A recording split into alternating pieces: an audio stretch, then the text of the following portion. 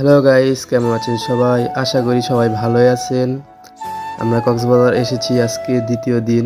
আমরা দ্বিতীয় দিনে যাচ্ছি হিমছড়ি পাহাড়ে। প্রথমে আমরা কলাতলি মোড় থেকে একটা অটো ভাড়া করে নিলাম। অটো নিয়ে যাচ্ছি পাহাড়ের উদ্দেশ্যে। ফারহান তো একদম সেজেগুজে একদম নায়কের মতো হয়ে বের হইছে। ওই বলতেছে আজকের ওয়েদারটা সেরকম। আসলে আজকের ওয়েদারটা অনেক সুন্দর ছিল। রোদের তাপমাত্রাটা তেমন ছিল না, মিডিয়াম বললেই চলে। বাতাসটা অনেক সুন্দর ছিল। এদিকে হাসান বলতেছে এই রুটটা নাকি অনেক সুন্দর। আসলে এই রুটটা অনেক সুন্দর ছিল, বাম সাইডে পাহাড়, ডাইন সাইডে সমুদ্র। অবশেষে অনেক কষ্ট করে তিনজন পাহাড়ে উঠলাম। পাহাড়ে ওঠার পর যখন এই দৃশ্যটা দেখলাম তখন মনটা এমনি অনেক শান্তি হয়ে গেল। সমুদ্রের গর্জন, এদিকে পাহাড় প্লাস দুইটা মিলে অনেক সুন্দর আর কি, বলার বাহিরে। এদিকে হাসান আর ফারহান পাহাড়ে উঠে একদম শেষ, ওরা দুজনে দিয়ে দাঁড়িয়ে আছে। দাঁড়িয়ে দাঁড়িয়ে ওরা সমুদ্রে ফিল নিতেছে। সমুদ্র দেখা শেষ করে আমি আর হাসান যাচ্ছি আরো উঁচুতে। ফারহান আসার সাহস পায়নি। ফারহান ওই উপরে দাঁড়ায় আছে। ওই যে দেখতে পাচ্ছেন ফারহান ওই দিকে দাঁড়িয়ে আছে, কিন্তু আমি আর হাসান চলে আসছি। হাসান আবার বলতেছে যে এই জায়গায় নাকি একটা ভিডিও বানাবে। ওকে তো একটা ভিডিও বানিয়ে দিতে হবে, বলতেছে যে একটা টিকটক করবে।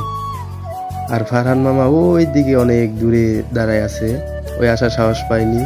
রোজা রেখে শরীর একদম ক্লান্ত। আসলে রোজা রেখে পাহাড়ে ওঠাটা অনেক কষ্টের ব্যাপার। তো এদিকে হাসানের ভিডিও টিডিও বানানো শেষ করে যাচ্ছি আমরা আরো উঁচুতে। কিন্তু ফারহান তো ব্যাড লাক, ও এত সুন্দর উঁচু ফিলটা নিতে পারলো না। ওই আসতে পারলো না। ওই আসলে আরো অনেক মজা পাইতো, পাহাড়ের পুরো একদম ফিলটা নিতে পারতো। কিন্তু ও আসলে অনেক ক্লান্ত হয়ে গেছে। আমি আর হাসান আমরা দুজনেও আসলে অনেক ক্লান্ত হয়ে গেছি। কিন্তু এটা ফারহানকে বুঝতে দিতেছি না, ফারহানকে বুঝাইতেছি যে আমাদের শরীরে এখনো অনেক এনার্জি আছে, আমরা আরো অনেক দূর উঠতে পারবো। কিন্তু আসলে সত্যি বলতে শরীরের এনার্জি একদম শেষ হয়ে গেছে, তার ভিতরে রোজা আছি। আর আপনারা যারা যারা আসছেন তারা তো জানেনই পাহাড়ে ওঠা কত কষ্ট, তার ভিতরে আমরা আছি রোজা। ফাইনালি আমরা উঠে গেলাম সব থেকে উঁচু জায়গায়। এখন একটু ভিডিও বানাইতেছি পাহাড়ে। দেখেন কত সুন্দর দেখা যাচ্ছে, ভিডিওতেই কত সুন্দর দেখা যাচ্ছে। সামনে সামনে যে আরো কত সুন্দর, যারা গেছেন তারা তো জানেনই কত সুন্দর। আমরা এখন একটু ভিডিও টিডিও বানিয়ে নিতেছি। ভিডিও টিডিও বানানো শেষ হইলে আমরা চলে যাবো আবার ঝর্ণার কাছে। শুনলাম এই জায়গায় নাকি অনেক সুন্দর একটা ঝর্ণা আছে, তো চলেন ঝর্ণায় যাওয়া যাক। এখন আসলাম ঝর্ণার কাছে। ঝর্ণায় এসে দেখি মানুষজন অনেক। ভাবছিলাম বান্দরবনের মতো অনেক সুন্দর ঝর্ণা হবে, একটু গোসল করবো, রোজা রেখে অনেক গরম ক্লান্ত হয়ে গেছি। ভাবছি একটু ঝর্ণায় গোসল করব, কিন্তু ঝর্ণার যে অবস্থা দেখে চলে আসলাম।